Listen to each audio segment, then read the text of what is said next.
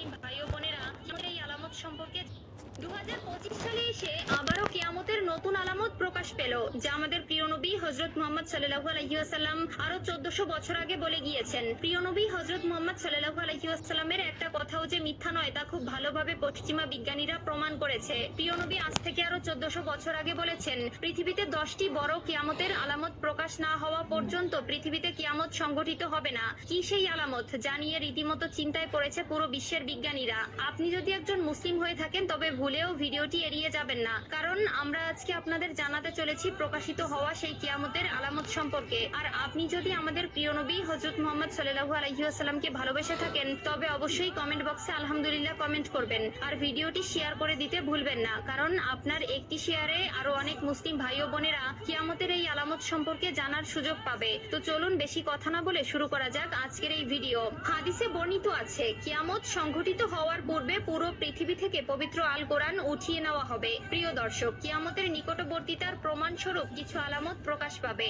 এর মধ্যে কিছু হবে বড় আলামত, আবার কিছু হবে ছোট ছোট আলামত। ইতিমধ্যে পুরো বিশ্বে অসংখ্য কিয়ামতের ছোট আলামত প্রকাশিত হয়েছে।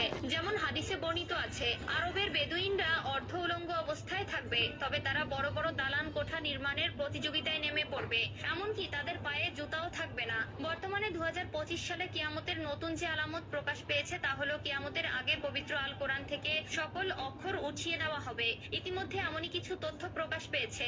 আজ থেকে প্রায় 1400 বছর আগে মহান আল্লাহ তাআলা হযরত মুহাম্মদ সাল্লাল্লাহু আলাইহি ওয়াসাল্লামের উপর কোরআন নাজিল করেন এবং আল্লাহ তাআলা ঘোষণা দেন কিয়ামতের আগ পর্যন্ত তিনি নিজেই তা সংরক্ষণ করবেন। আল্লাহ তাআলা পবিত্র আল কোরআনের মধ্যে বলেছেন, নিশ্চয়ই আমি কোরআন অবতীর্ণ করেছি এবং আমি এর সংরক্ষক। সূরা আল হিজর আয়াত নম্বর 9। কিন্তু এমন এক সময় আসবে যখন মানুষ কোরআন ভুলে যাবে। পৃথিবীতে এমন কেউ থাকবে না যে কোরআন স্মরণ করবে। তখন আল্লাহ তাআলা এই পৃথিবী থেকে কোরআন তুলে নিবেন। এরপর ইসরাফিল আলাইহিস সালাম সিংহায় ফুঁক দিবেন এবং এই মহাবিশ্ব ধ্বংস হয়ে যাবে। রাসূলুল্লাহ সাল্লাল্লাহু আলাইহি ওয়াসাল্লাম বলেছেন, রাতের অন্ধকারে কোরআন মানুষের বুক থেকে উঠিয়ে নেওয়া হবে, এমনকি মুসহাফের একটি আয়াতও পৃথিবীতে অবশিষ্ট থাকবে না। ইবনে মাজাহ হাদিস নম্বর 4050। কিয়ামতের আগে পৃথিবীতে কোনো মুমিন ব্যক্তি থাকবে না। কিয়ামত আসবে পৃথিবীর সবচেয়ে নিকৃষ্ট মানুষদের উপর।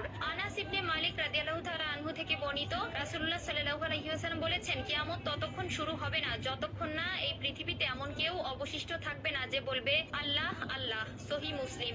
অর্থাৎ কিয়ামতের আগে সকল মুসলিম মারা যাবে। আবু হুরায়রা রাদিয়াল্লাহু তাআলা আনহু থেকে বর্ণিত, রাসূলুল্লাহ সাল্লাল্লাহু আলাইহি ওয়াসাল্লাম বলেছেন, আল্লাহ তাআলা ইয়েমেন থেকে একটি মৃদু বাতাস প্রবাহিত করবেন যা রেশমের মতো মসৃণ হবে। যার অন্তরে এক বিন্দু পরিমাণেও ঈমান থাকবে সে সেই বাতাসে শান্তির মৃত্যুবরণ করবে। সহিহ মুসলিম। এরপর আল্লাহ তাআলা কোরআন পৃথিবী থেকে উঠিয়ে নেবেন এবং মানুষের অন্তর থেকে পৃথিবীর সব মুদ্রিত কোরআনের পাতা থেকে সব অক্ষর উঠে যাবে। যারা একসময় কোরআনের সূরা বা কিছু অংশ জানতো কিন্তু তারা ঈমানদার ছিল না, তাদের অন্তর থেকেও সব মুছে যাবে।